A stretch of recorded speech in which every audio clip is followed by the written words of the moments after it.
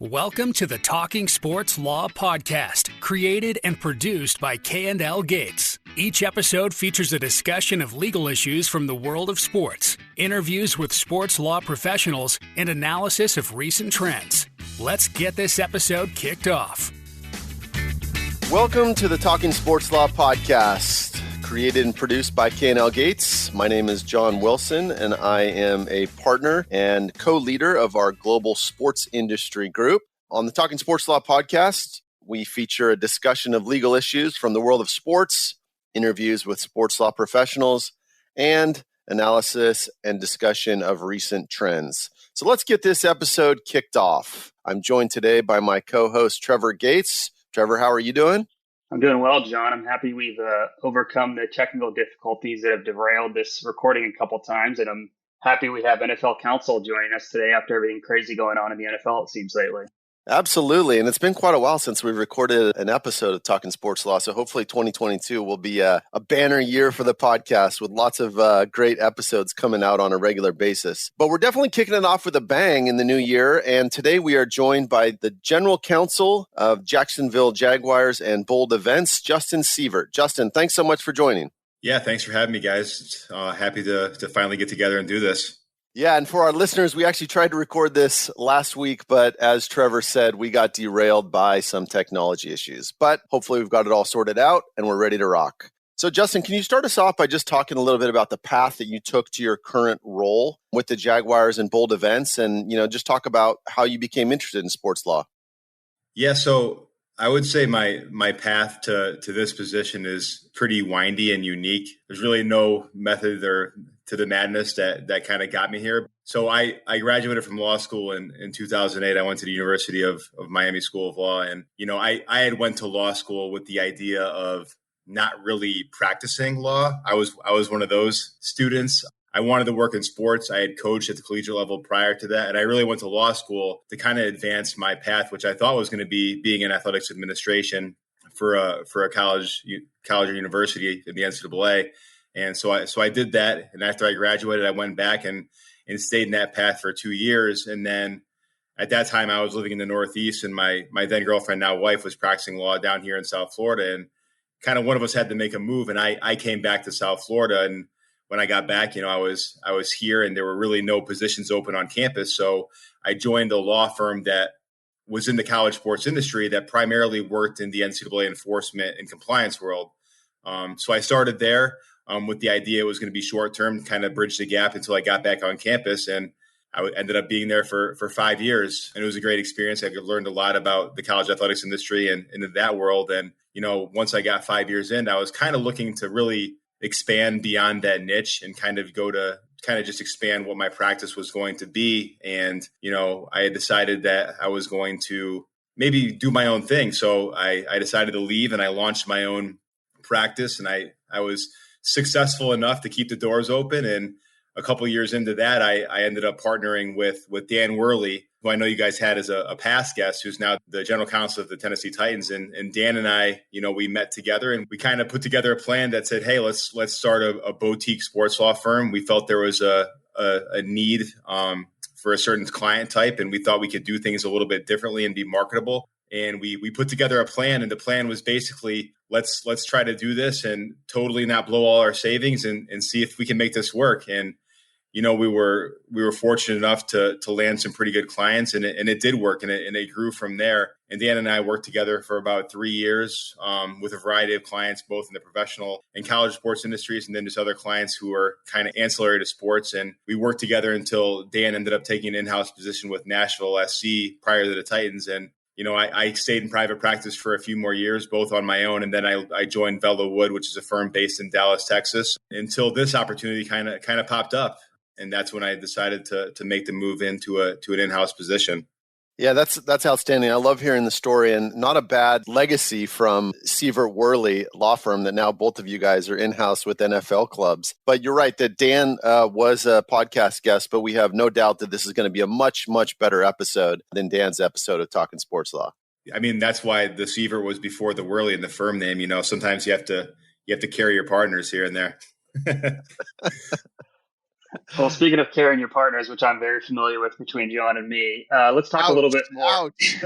Justin, let's talk a little bit more about your transition from private practice that you just mentioned to your in-house position, which many of our listeners may have done as well, or maybe looking to do at some point in the future. So what sort of has surprised you the most about that transition? Or maybe talk a little bit about how your day-to-day changed when you made that transition.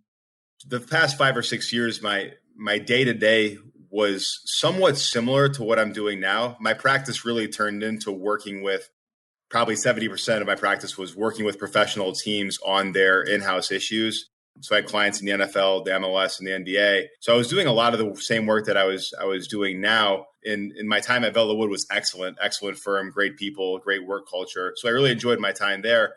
But then, I noticed the posting for the Jaguars, and I had some connections there on the business side of things. And I just kind of became curious about the position. And, I decided to throw my name in the hat, and I was able to meet with the folks up there. And it just seemed like a really good opportunity. And the intriguing part was that, the organization itself kind of goes beyond just the Jaguars. And also there's just a lot of things going on with the organization right now that was just really exciting that I really wanted to kind of be a part of, and also tie my practice and my professional life to a specific area. I think, one of the things when you're working in sports from an outside counsel perspective is you're a part of the team, but you're kind of still on the outside a bit. And I think kind of coming into the in-house role, you're really kind of able to immerse yourself into one organization and also one community. And I really enjoy that piece of it is just how does our organization fit into the greater Jacksonville area and just kind of doing things with that lens as well as just the legal lens. So, Justin, what are some of the most, I would say, complex or challenging issues that you've faced in your role with the Jaguars so far? It's funny, when I read this question, I tried to think of, what are the most complex legal issues I face? And the reality is I think the most complex issues aren't probably the typical ones you would think of, like, just major sponsorship deals or major venue issues, things like that. It's really dealing with the issues that I didn't really deal with as outside counsel. Because even though I was working with teams, I was really working in areas that I had a great grasp of and I was kind of specialized in, where now I face a lot of issues that I just never really dealt with. I mean, I was never a litigator. I don't think I've been in a courtroom for a good decade. And now I'm obviously not handling the litigation myself, but I'm managing, that from a team perspective and other areas. I really wasn't an intellectual property specialist in any sort of area. So just kind of handling those issues and getting a good grasp and working knowledge of what are the things I need to do from that end. I think that's been the most complex part, is just the amount of different types of legal questions or issues you deal with on a day in and day out basis. The reality is some of the stuff I'm just not quite as versed in. So I have to get up to speed very quickly to be able to advise, our institutional clients on what we need to do and what the potential risks are. Yeah, we've heard that same thing from a lot of our in-house guests, that the role of a general counsel is such a generalist that you really need to have a broad base of understanding, or at least know kind of where the meets and bounds are, so that if you need to go to outside counsel for, some expertise or specialty assistance, then you can certainly do that. But that's very consistent with what we've heard from a lot of our other guests. Yeah, I mean, you have to kind of know what you don't know, and then also know what can you actually figure out on your own. And if there's a complex issue that you either just don't have the capacity in terms of time to really delve into, I think that's the time where it's really more cost efficient, effective to bring in an expert in that area, because they're going to be able to answer the questions and solve that problem, much more efficiently than I would. So I think that's really an important component, is just being honest with your time demands and what your knowledge base is on something, and where appropriate, just understand that you're really not going to know everything, and that's completely fine. So, Justin, you've been very active in various sports lawyers associations and entertainment and sports industry groups. You've been a professor. As you sort of look back at these opportunities that you've engaged in, how have these groups sort of impacted your career? What do you look back on how they've helped you get to where you're at now?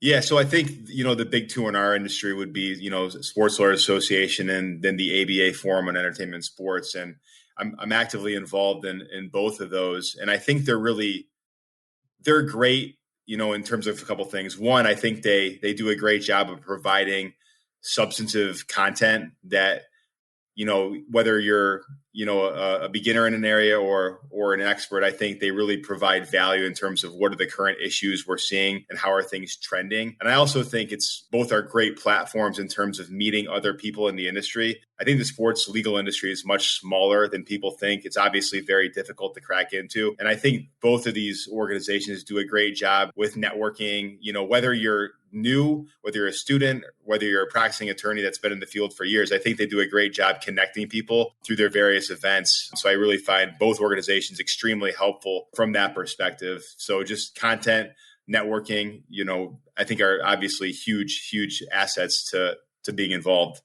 Yeah, and to that point of great content, the Sports Lawyers Association has this series called Sports Shorts, I think, with Bobby Hacker. And I try to listen to most of those, and it's pretty fascinating. To your point about, staying on top of current trends, it's that, but it's also things that I would have never thought about. Like the other day I watched one, and his guest was talking about a program with FIFA where they basically provide pro bono legal assistance to soccer players around the world who might have some type of an issue. And it was just a fascinating discussion of something I would have had no idea about, except for this, 15-minute or 30-minute, dialogue between Bobby and his guest. So there's lots of great content like that out there. So, Justin, when we think about sort of sports law in the U.S., and this is something that, Trevor and I think about a lot and try to stay on top of, what are some of the, I would say, biggest trends or issues that you see coming in the near future? Yeah, so I think the professional side, we're seeing a lot of, construction related issues in terms of, when stadium projects or facility projects are happening. It's much more now than just a facility. We're seeing these complete entertainment development zones coming. Obviously, we have the shipyard project going on with the Jags right now, which is very exciting. But I think that's one big issue. I think with the advent of NFTs and some of the other metaverse issues, I think we're seeing a lot more IP and technology issues coming into play that I think it's very important to keep up to speed with. From a college side, just the name, image, and likeness legislation and the NCAA's, lack of really having a clear idea of what they're going to enforce and not enforce. I think that's obviously a big issue in the college sports world. I think those are the three things that I saw the most, both from my time with Fellowood and also kind of entering into my time with the Jaguars. Those are the big ticket items that I think it's very important to keep, up to date with. Yeah, that makes sense. We're seeing a lot on our end, a lot in the NFT, cryptocurrency, and similar spaces now that seem like it's just going to continue to grow on top of those too. So it'll be interesting to see where a lot of the sports teams and the NFL generally land on some of those issues too. So Justin, I know you mentioned this previously, but you obviously are general counsel for the Jaguars, but you also spend time or are involved in other businesses like Bold Events that you mentioned previously. So can you talk a little bit about how you sort of spend your time assisting those other ventures as well and the overall structure of that business? Yeah, so our setup's unique just in the sense that, the ownership of the Jaguars has a lot of other, businesses in the sports industry.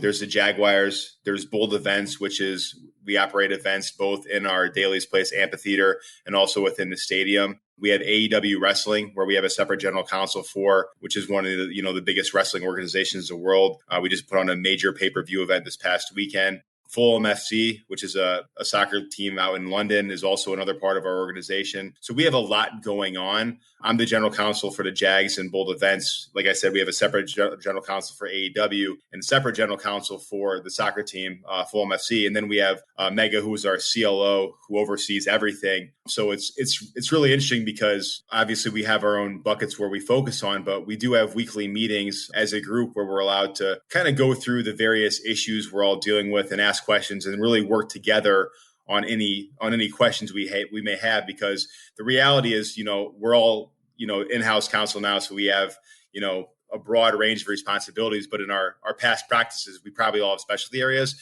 So when we're dealing with an issue that might be better suited for somebody else within the greater, organizational structure, we're able to bounce ideas off them and really kind of help streamline the process and get good advice. So that's very helpful to have that network within our own business structure.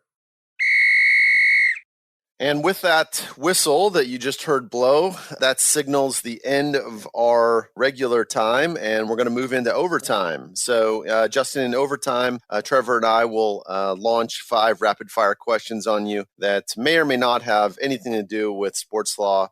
So, Justin Sievert, are you ready for overtime? Let's go.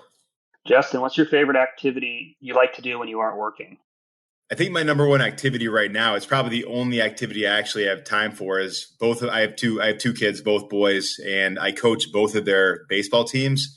And we literally have either practice or games because they're on different teams every day of the week. So that pretty much encompasses all my free time outside of legal work. But I really enjoy it. It's fun to kind of work with the kids and help them kind of, one, get better, from a skill standpoint, but also, and more importantly, have fun and just really enjoy, what sports can provide. So that's probably my number one activity or hobby right now.